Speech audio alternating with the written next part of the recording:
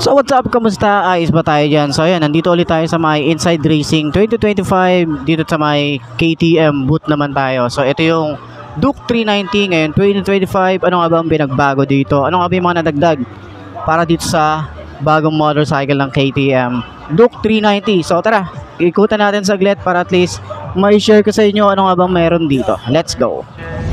Waking up, every day's tough. I'm just hoping I can make it through the same stuff. Got a bad job, got no love. Feel so alone, feel so stuck.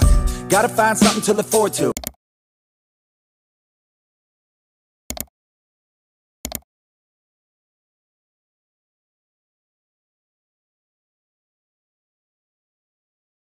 So ayun nga, unahin na natin dito sa harap. Ito, dito pa lang talagang marami na ang binagbago rito. Meron na siyang ganyan, no? Para siyang extension ng headlight niya. Naka-LED na rin to. May ilaw to, ah. May ilaw yan. Okay, signal light niya nandito sa taas. Mas maangas, 'di ba? Ganda ng itsura, oh. Ang angas ng datingan, mas aggressive. Sobrang aggressive, napaka-sporty looking boy. 'Di ba? So, naka-inverted forks. Ganda rin ng forks na ginamit dito. Naka-WP Apex na to. Ayan. So, kanyang front fender, bulky and maganda rin yung style. Ito yung itsura, oh. May reflector side by side naman yan.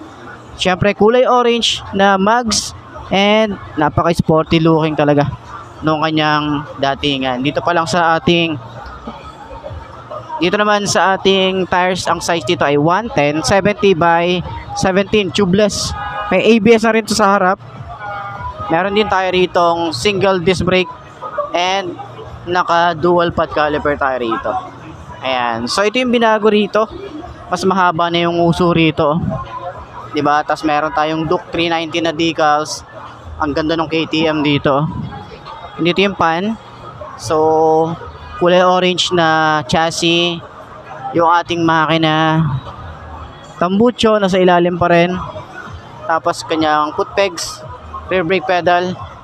Okay, tapos nandito sa side yung kanyang shock. So adjustable din yan. Napakalaki din ng kanyang shock dito. Ayan. So dito naman is meron tayo rito foot pegs. Ganda rin, oh. Tapos meron din tayong tire hugger and yung ating mugs kulay orange din.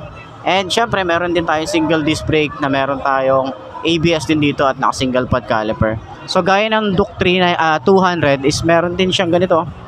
Ganda rin, ganda nung ganitong ganitong swing arm, 'di ba?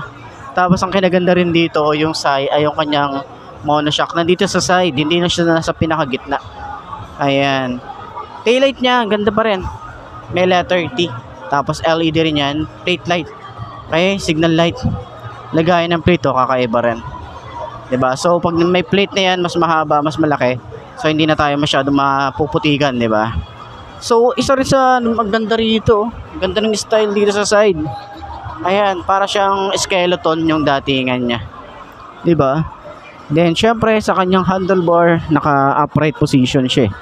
So, naka-TFT display na rin tayo rito. Ganda rin ng kanyang side mirror. Switches, napakaganda ng mga switches na ito. Kill switch, electric starter. Tapos, grip niya, ganda, oh. Wow, napaka-aggressive ng kanyang expansive lever, ganda ng design din dito. Ayan, ignition ng kanyang cap. Okay, switches naman sa kabila, may mga din tayo, pindutan din tayo dyan. Yan, ganda, oh. Pati sa upuan, napakaganda ng upuan. Kulay orange, Ay, batch ka na? Sige, hindi ka na nag-video sa makina na lang. Si Ross na yung bahala.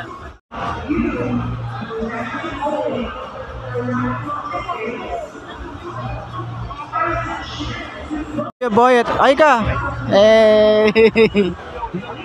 So ayan, dito naman sa side, meron tayong chain cover. Napakalaki din ng kanyang sprocket. Single head shifter. Ang forma ng motorcycle na to, grabe. Tapos ibang-iba yung pagka-orange na ito. Diba?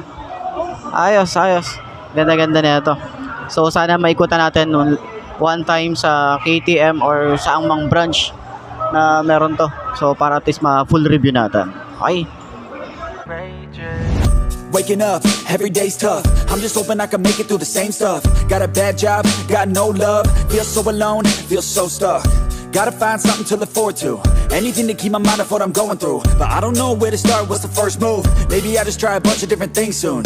Yeah, that could be the trick. 100 different things, I mean one has gotta stick. But how exactly do I pick? If I'm good at it, like a really good fit, or maybe passion is it? Something I could do every day, never miss. Something that I love, that could feel like a gift. Forget about the money and just find what it is. Can I face this? Can I make it? I feel faithless, wish I could replace this. I need changes, I wanna be the greatest. So I will chase it, I will be courageous.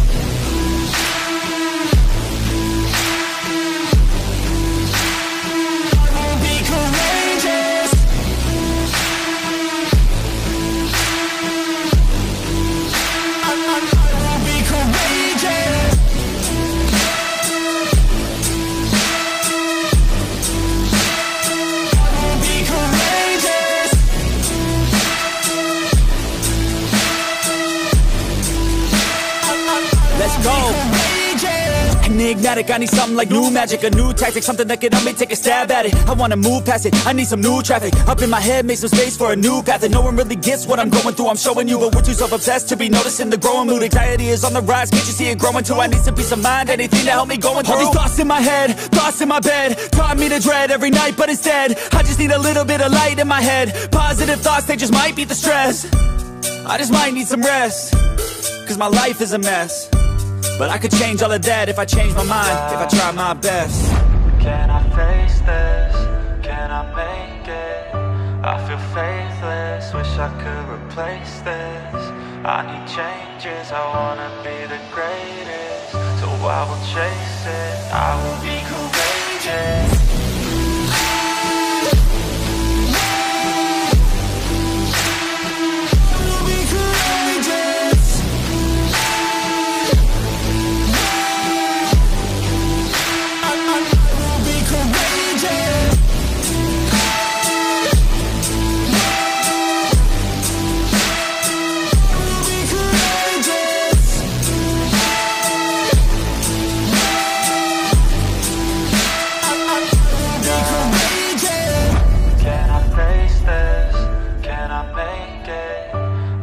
Faithless, wish I could replace this. I need changes, I wanna be the greatest. So I will chase it, I will be courageous.